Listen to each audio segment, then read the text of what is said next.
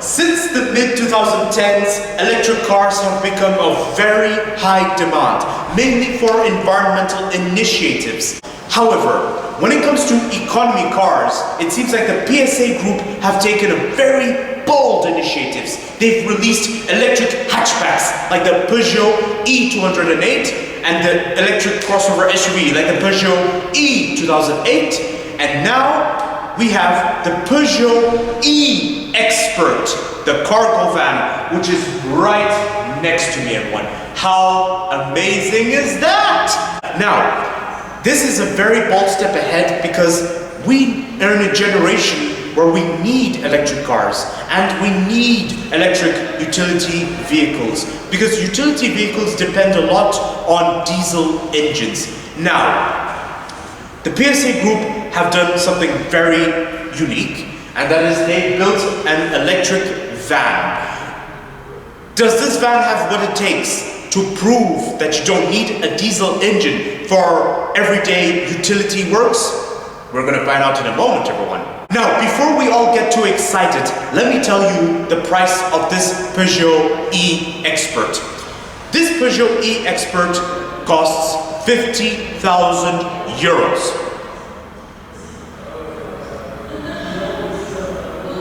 Is this good value for money or not? We are going to find out in a moment, everyone. Let's get down with this review right now. Here is proof that this is indeed electric. So over here is the electric motor of the Peugeot E-Expert. The electric motor is like literally buried in there. And when I say buried, it's like you have the bodyworks here, and then you have the bodyworks here, and I get literally an elbow length. Like here's my elbow, and there's my hand, and this is like the amount of gap you get in there. Now, whether this is something questionable or not is very debatable because, in one hand, I find this a bit questionable because it's such a narrow gap. So when doing the maintenance or something, it's a bit difficult to access in there because the gap is only so little. I'm telling you all, this has to be one of the smallest bonnets I've ever seen for a van of this segment, a mid-sized van. It's very, it's very rare I see this. So, I mean, one can see this as innovation. In my opinion, this is innovation, but at the same time, aesthetically it looks quite good, but then it has its questionable aspect to it. But it's very debatable if it's even questionable. I mean, a prominent evidence that this Expert is indeed electric, like every other Peugeot, the prominent evidence is going to be within the badge of the lion. I like how the blue that covers the eyes of the lion, as if it's a Superman. In this case, it would be Super Lion. Very interesting. I like how Peugeot's gone about the design and then adding the blue to the badge. Very nice. And then this is like the front design. Now, when it comes to the exterior design, it looks as though the front strongly resembles every other Peugeot. And that's a sign of identity. Like if you look at those headlights, it looks like something I've seen on the Peugeot 108, I think, 108. I think that's the A segment model. It's the A segment model of Peugeot. It looks very much like it, and the grille very much resembles the Peugeot crossover SUVs. Now, when it comes to PSA Group vans, they never actually had a fixed design. Every new generation, they would change something about their design. And this is no exception for their mid-sized segment van, the Peugeot Expert, and also known as the Citroën Jumpy. Yes, that's it, guys. They always change their design, but there's something very remarkable about this generation Peugeot Expert, also known as Citroën Jumpy. The thing that's very remarkable is that I don't know if it's just me. I really don't know if it's just me, but whenever I see the Peugeot Expert or the Citroën Jumpy, I instantly think of the Citroën H-Van. It really does remind me of the Citroën H-Van, the famous van from the 1960s, 70s. In fact, I'm not sure, it came from the 50s even, or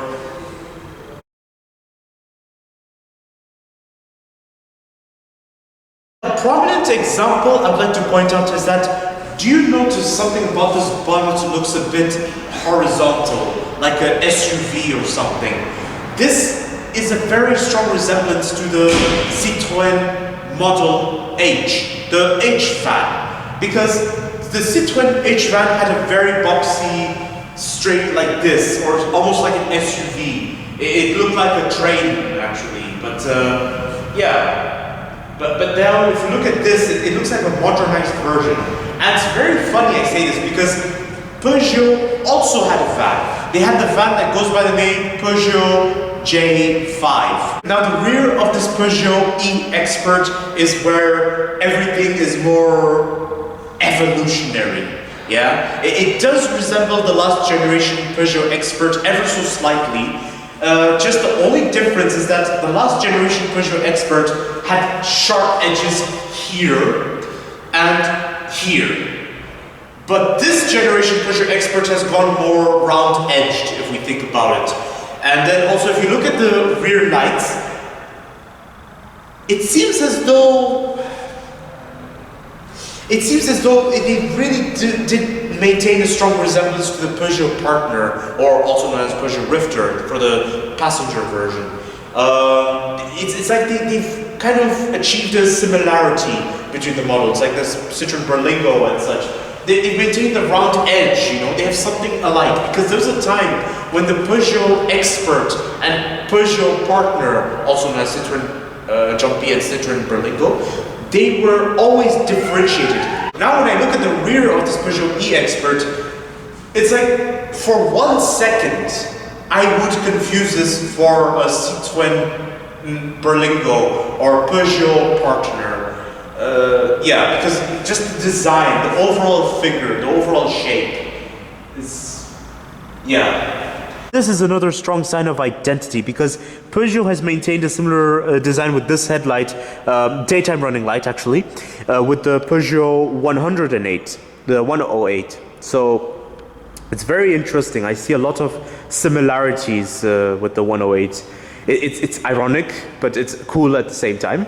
I absolutely love these kind of wheels. I mean, look at it. Durable steel, nice hubcap over here. Oh yes, looks very nice. Now for utility vehicles, these kind of wheels are a common practice amongst many manufacturers. They're standard. These are standard, these are very reliable, very durable, and they're very cheap to replace should they be damaged or anything. This applies to any vehicle. Now, wheels to be replaced, I mean, that's if they're dented or anything. It's rare they become dented, but they can endure some abuse. They're cheaper than alloys in general, so that's why they're a common practice in utility vehicles. Over here is the rear of the Peugeot Expert, everyone. Look at this, nice rear lights, nice design over here. A thing I want to remark about the design is that there's something very plain about it. It's like they've maintained a lot of simplicity. And also if you look here, this is the only place where you see some round edge going on. In fact, over here there's like, it goes inwards a little bit and then it's just all around the wheel. Whereas over here it's just plain, like just so plain, guys. Like this has to be one of the first times. But then it's a common practice amongst the mid-sized vans of this segment, except there's some vans that have more busy designs than this. So for a price of 50,000 euros, you're all probably wondering, where does the value lie for this cargo van? It's not even a passenger version, it's just a cargo van. Where does the 50,000 euro lie? Oh, it's right here, guys. Look, they've covered this in a bit of chrome, and you do get keyless entry. Pretty premium, quite nice. And you do get blind spot monitoring. Another part of the value of 50,000 euros lies right here, guys. The xenon lighting.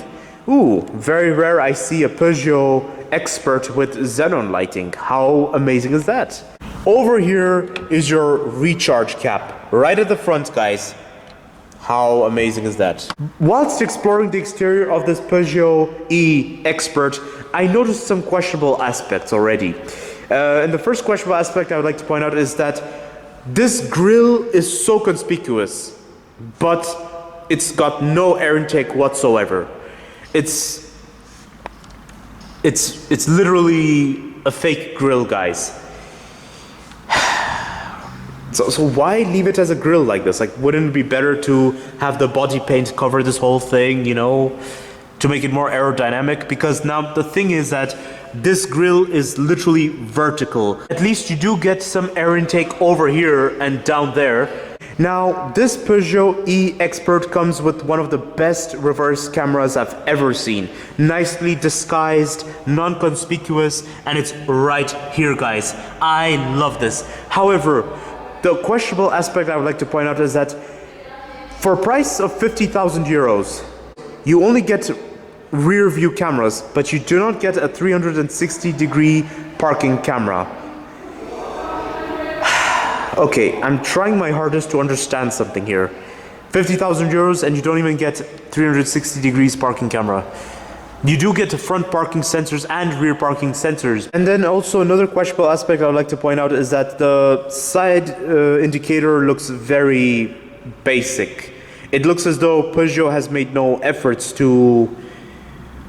I mean, you see, 50,000 euros should get you a nice, a gorgeous side indicator, you know, like maybe attached to the side view mirror and everything. Another thing I found very interesting and quite questionable is that there is for some reason a leftover of what would have been the fuel cap if this was a combustion engine, like diesel engine.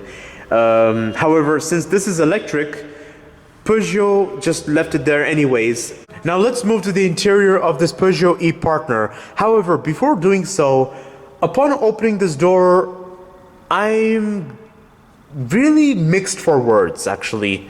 I mean, I've not even sat in the interior, but already upon opening this door, I see some questionable aspects, but then also some amazing aspects. Like the first thing I would like to point out that's positive is that already it has a very strong Peugeot identity, and I like the design of the steering wheel, and aesthetically speaking, it looks interesting for a mid-sized van of this segment. It looks more interesting than conventional vans. Also, I see some evolutionary aspect to it. Like if you look at this sort of design over here and over here, this was very common amongst the PSA group vans and mid-sized vans and small vans. They always have this sort of design, and they always had this sort of door handle. This is a really strong sign of identity, I've noticed. That's something that's never changed in them, actually. They've always had this. This is the hood latch for the engine. Very nice, and it's isolated right here. So there's no way you can open it by accident with your feet. How amazing. Now, over to the questionable aspects. I have to confess, this is very... For a price of 50,000 euros, I don't see much going on. Like for example, you do not get electric seating adjustment. You get only manual seating adjustments. Okay, 50,000 euros, guys. And no electric seats. No, just... It's all manual adjustments. I'm going to try my hardest to understand some things here. I enter the interior and I'm greeted with these buttons. Well, what were supposed to be buttons, but that have no purpose. Okay, so 50,000 euros and nothing here. Or there. Or there. Or there. And I have to say, first thing first, okay, let's think comfort. Comfort-wise, I'm very comfortable. I like the seating. I do get a nice armrest right here. I like the feel of the armrest. Feels very, very nice. I like the materials. And also, I like how this door sill doubles as an armrest for the left arm. Very interesting. So you can just lay your arm right here and enjoy the interior. I feel like the visibility of the exterior is very big, like especially on the sides. You can see what's going on down there and everything. So visibility and safety should be good. Like I'm impressed in terms of visibility, and that's very practical indeed. Quite good. And now in terms of design, it's quite nice. Here you have your infotainment system. Here you have your climate control, and yeah, here you don't really have much going on except for a center door lock button, rear door lock button. Okay, quite good. And a mini storage space right here. Okay, quite nice. And for some reason there's a tether point all the way down there. Now, because this Peugeot E-Expert is electric, you get an electric transmission, guys. Now, just feel the quality of the metal on this little knob right here. Oh my goodness, the quality is so good, it's even cold as I'm touching it. I like the quality a lot, guys, it's so good. And you do get a driving mode. Okay, makes quite good sense. I like how you do get a driving mode, at least. That's nice. A tradition of the PSA Group vans in general, and PSA Group cars in general. They always have a separate stoke right here for your cruise control. That's amazing. Nice. I always thought it was for your sound volume, isn't it? No, it's not. Okay. See, that's the thing. Like, I remember at one point it used to be for the media controls. So it's like I'm a bit confused now. Is it really for the cruise control alone, or? And over here, nice steering wheel. The steering wheel, I like the design of the steering wheel. Looks nice. I like how you get this nice little trim underneath the badge. Very nice. Quite good. And also, I like how you get a double tone plastic. So over here you get the gray plastic, and over here the plastic has a darker tone. Quite nice. So it's like a two-tone color. Gives it a nice look, actually, to the interior. The presence of hard plastic all over the interior is a very common practice amongst utility vehicles, because it's the hard plastic is able to withstand abuse, and also it's very easy to clean and very easy to maintain. So yes, it's quite good, actually. And it's on the steering wheel. The fact that it's not leather wrapped it's debatable if it's questionable or not. Now, when it comes to storage solutions in the interior, I'm under the impression that the storage solution at the glove box area is huge. Although I don't know if this is even a glove box, because it's got no cover to it. It's just exposed, guys. It's just an exposed storage area with a 12-volt socket right there. But anyways, over there it's deep. And then you get this micro storage space right here, but I don't know, like, can it really fit something in there? Oh, not sure. But then you do get additional storage right here. It's easy to open from the driver's seat. This has to be one of the largest door bins I've ever seen, guys. A big water bottle can fit in there, and so can a small one. And you do get a micro storage space right here as well. And this is supposed to be your door handle, or you can use this as your door handle, whichever you please, guys. This has to be the smallest door lever I've ever seen for a mid-sized van of this segment. I mean, look at this door. This door is huge, okay? And you get this micro door lever right here. And you do get an armrest right here, or a folding table right here. And it's quite nice, actually. It's quite good, and it can turn as well. So it's very practical for when you have something to do, or when you have deliveries, or when you want to put a paper right here, and you get this to hold the paper. Very good. Overall, I have to say the interior was quite good, okay? The design was good. But in terms of equipment, I don't see any sign of heated steering wheel, and also I don't get heated seats. Another questionable aspect I have found out is that this storage space is very practical, okay? But watch what happens when I try to open it. That's the opening limit, guys. So it's a bit difficult for me to access whatever is going on in there, and also it is loose. So when I'm in the driver's seat and I want to access whatever's in there, I have to literally hold on to it like this and then put my hand in there. But this thing keeps falling onto my hand, so it's a bit annoying. So I have to hold on to it like this, and then yeah, it's just a bit questionable. It's as if it has been an afterthought. It's like as if afterwards they realized they can turn this into a storage space, but then they didn't thought of adding a coiled spring there, or maybe some little hydraulic strut to hold this thing up. The steering wheel has nothing much going on, as I mentioned earlier. There's no leather wrap, nothing. It's just, yeah. One has to probably wonder, why exactly does the PSA Group insist on having an extra storage space isolated right here when it's not accessible to the driver in the cabin? It's very interesting. Over here is the rear of the Peugeot Expert E, everyone. Vast storage space and everything. Now, I'm going to tell you all something very important. there's an advantage to having a front-wheel drive van. The advantage is that having a front-wheel drive van increases the rear space massively. And look at this, everyone. Look at this. The space is big thanks to the front-wheel drive because there's no propeller shaft for the rear wheels. It's all at the front wheels. The engine controls the front wheels. So therefore, this equates to more space at the rear. The rear wheels act like a trolley. They're being pulled by the front wheels. You get two hooks right here, guys. I can only imagine what they can be for. You get a lighting for the rear, and you do get this.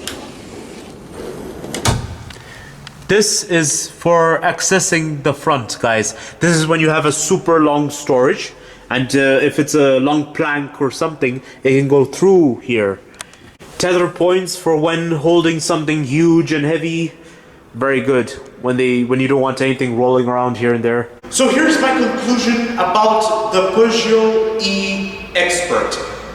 My conclusion is that now we are in a generation where electric cars are becoming of high demand, and this is no exception to utility vehicles. And over here is the latest example of an electric utility vehicle. We have to take a look at the big picture of this Peugeot E-Expert. This is an electric mid-sized van. But over here is an example by Peugeot, also known as the PSA Group.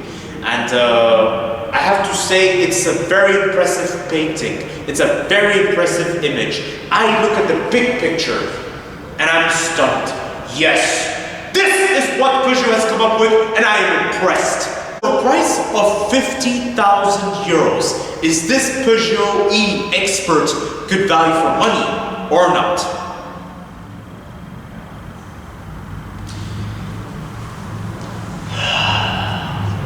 Peugeot E-Expert is okay, alright? It's okay value for money. I'm not gonna say it's the best, but I'm not gonna say it's the bad. It's just there's something very average about it, and it's balanced. Okay, I cannot say it's good or bad, because let's take a look at the big picture. You are buying a cargo van that is electric, and I do not know many brands that are doing this at the moment, and so far not many.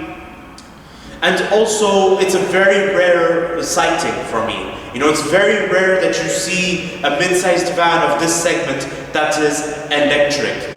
My opinion of this Peugeot E-Expert?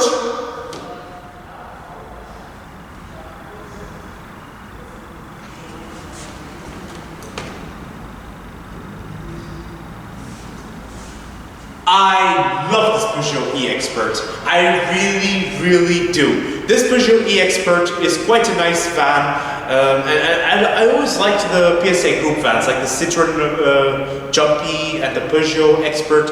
Quite nice.